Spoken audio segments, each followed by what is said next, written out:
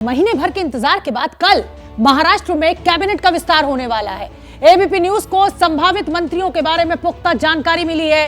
BJP और शिंदे गुट के करीब 1.5 दर्जन मंत्री शपथ लेने वाले हैं, लेकिन इस शपथ से अलग खबर यह मिल रही है कि शिंदे गुट में थोड़ा सा असंतोष देखने को मिल रहा है।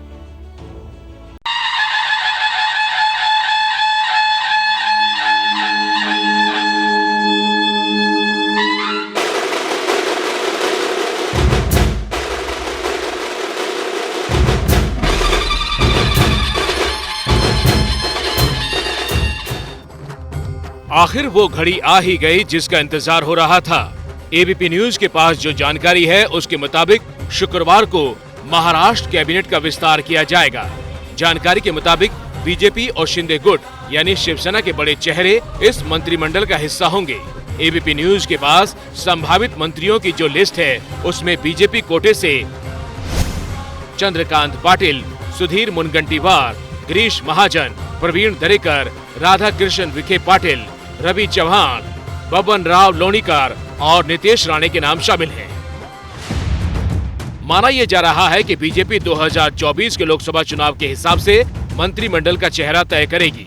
अब तक के लोकसभा चुनाव में बीजेपी को उद्धव ठाकरे के नेतृत्व वाली शिवसेना का साथ मिलता रहा, लेकिन अब उद्धव से नाता टूटने के बाद बीजेपी बेहद सधे और रणनीतिक तरीके से कदम बढ़ाने की तैयारी कर रही है। जानकारी के मुताबिक फडणवीस सरकार में मंत्री रह चुके बीजेपी के सीनियर विधायकों का पत्ता इस बार मंत्रिमंडल से कट सकता है। फिलहाल ये नाम जो है उसका खुलासा नहीं हो पाया है, लेकिन अगर सीनियर विधायकों की बात की जाए तो इसमें चंद्रकांत पाटिल, सुधीर मुनगंटीवार, गिरीश महाजन, बबन राव लोणीकर जैसे सीनियर विधायकों का नाम है। इन विधायकों के नाम जो है वो संभावित लिस्ट में भी सामने निकल कर आ रहे हैं, लेकिन किसका पत्ता कटता है ये तो फाइनल लिस्ट आने के बाद ही तस्वीर साफ हो पाएगी। बीजेपी की पूरी कोशिश ये रहेगी कि मंत्रिमंडल के पहले विस्तार से किसी तरह नाराजगी का संदेश राज्य में ना जाए और इसीलिए जाति, क्षेत्र सबका संतुलन बनाकर आगे चलने की रणनीति पर अमल किया जा रहा है। एबीपी न्यूज के पास शिंदे गुट के संभावित मंत्रियों के नाम की भी लिस्ट मौजूद है। माना जा रहा है कि उद्धव सरकार में मंत्री रह चुके शिंदे गुट के तमाम चेहरे मंत्रिमंडल में शामिल किए जाएंगे। इनमें दादा भूसे, उदय सामंत, दीपक केसरकर, शंभुराजे देसाई, संदीपन भुमरे, संजय शिरसाट, अब्दुल सत्तार शामिल हैं। जून महीने में एकनाथ शिंदे ने उद्धव ठाकरे से बगावत की थी। शिंदे की इस बगावत में शिवसेना के 40 विधायकों ने उनका साथ दिया, जिसके बाद बीजेपी के साथ मिलकर सरकार बनाने को लेकर रणनीति बनी और अप्रत्यक्ष तौर पर एकनाथ शिंदे राज्य के मुख्यमंत्री बने। देवेंद्र फडणवीस को डिप्टी सीएम की कुर्सी मिली। महाराष्ट्र की शिंदे सरकार को निर्दलीय विधायकों का भी समर्थन हासिल है और संभावित मंत्रियों की जो लिस्ट है उसमें एक बड़ा नाम निर्दलीय विधायक रवि राणा का भी है। रवि राणा अमरावती की निर्दलीय सांसद और हनुमान चालीसा विवाद के दौरान राष्ट्रव्यापी सुर्खियां बटोरने वाली नवनीत राणा के पति हैं। सांसद नवनीत राणा और उनके पति रवि राणा अभी किसी पार्टी में नहीं है। उद्धव ठाकरे के खिलाफ बगावत से पहले जब राज्य में लाउड स्पीकर और हनुमान चालीसा का विवाद गहराया था, तब नवनीत राणा ने उद्धव ठाकरे के घर के बाहर हनुमान चालीसा पढ़ने का ऐलान कर विवाद खड़ा किया था, जिसके बाद नवनीत राणा और उनके पति रवि राणा को जेल भी जाना पड़ा था। और बाद में शिंदे ने उद्धव के खिलाफ बगावत की तो राणा दंपति ने शिंदे के पक्ष में मोर्चा सभा रखा था। माना जा रहा है कि इसी का इनाम रवि राणा को मंत्री बनाकर दिया जाएगा। रवि राणा के अलावा निर्दलीय विधायक बच्चू कडू का नाम भी संभावित मंत्रियों की लिस्ट में है। कैबिनेट का विस्तार करना इसलिए भी जरूरी हो गया है क्योंकि देश के दूसरे सबसे बड़े राज्य महाराष्ट्र में पिछले 1 महीने से सीएम और डीसीएम ही सरकार चला रहे हैं। बाढ़ और बारिश के अलावा तमाम दूसरी ऐसी समस्याएं हैं जिससे सरकार को रूबरू होना पड़ रहा है और मंत्री न होने की वजह से कई फाइलें अटकी पड़ी है। मंत्रिमंडल विस्तार में देरी की असली वजह सुप्रीम कोर्ट में चल रही सुनवाई है।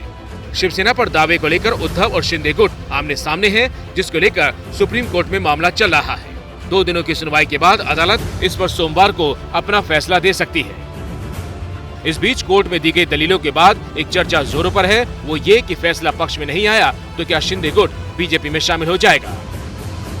शिंदे गुट के नेता बयानों से इस बात का बल भी दे रहे हैं। आप खुद इस चर्चा को लेकर पूछे गए सवाल के जवाब में शिंदे गुट के 2 विधायकों के जवाब देख लीजिए।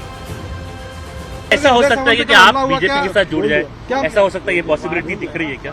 देखिए, जो चीज कोर्ट में चल रही है उसके बारे में मैं कुछ भी कमेंट्स नहीं करूंगा। मुख्यमंत्री साहब जो करेंगे वो हमको पसंद है। सभी लोगों को मान्य होगा, सभी लोगों को होगा ना, तो हम लोग सभी लोग मिलके बाहर निकले हैं ना, क्या अकेले मुख्यमंत्री निकले नहीं ना, हम लोग 40 लोग जो निकले और 10 हमारा साथ देने वाले जो इंडिपेंडेंट लोग हैं उनको साथ लेके हम लोग चल रहे हैं। तो हम लोग जो सोचते समझते वो सब मिल के सोचते, इसलिए जो हम लोगों ने जो मुख्यमंत्री साहब के ऊपर विश्वास दिया है तो देगा निर्णय वो हमको ले लेगा। कोर्ट की टिप्पणी और इन्हीं बयानों के बाद मुंबई से दिल्ली तक चर्चा गर्म है। सुप्रीम कोर्ट ने चुनाव आयोग को सलाह दी है कि वो फिलहाल असली शिवसेना को लेकर किए गए दावे पर अपना निर्णय स्थगित रखे। सुप्रीम कोर्ट 8 अगस्त को महाराष्ट्र के राजनीतिक विवाद का पूरा मामला संविधान पीठ को सौंपने का आदेश दे सकता है। हालांकि उद्धव कैंप ने मामला संविधान पीठ को भेजे जाने का विरोध किया है। बहरहाल मामले में सुप्रीम कोर्ट का आदेश आने के बाद दोनों ही पक्ष अपनी आगे की रणनीति तय करेंगे। तो शिवसेना का असली हकदार कौन, इसी को लेकर सी वोटर ने आज सवाल पूछा कि महाराष्ट्र में धनुष बाण निशान पर असली हक किसका है। तो नतीजे आपके सामने। उद्धव का कहने वाले 49% लोग हैं, शिंदे का कहने वाले 51% लोग, यानी ज्यादातर लोग ये मानते हैं कि शिंदे का ज्यादा अधिकार बनता है धनुष बाण पर। क्या मजबूरी है मेरी, बताइए। मैं अभी आपको बताती हूँ कि मैंने ओए होए होए होए नमकीन के चटकारे लेते हुए टकटकी मार के डिबेट शो को पॉज रिपीट कर करके देख रहे हैं जोगिंदर जी। इनकी तरह आप भी देखें अपने फेवरेट डिबेट्स को रिपीट कर और डाउनलोड कीजिए एबीपी लाइव ऐप अपने स्मार्ट टीवी पर।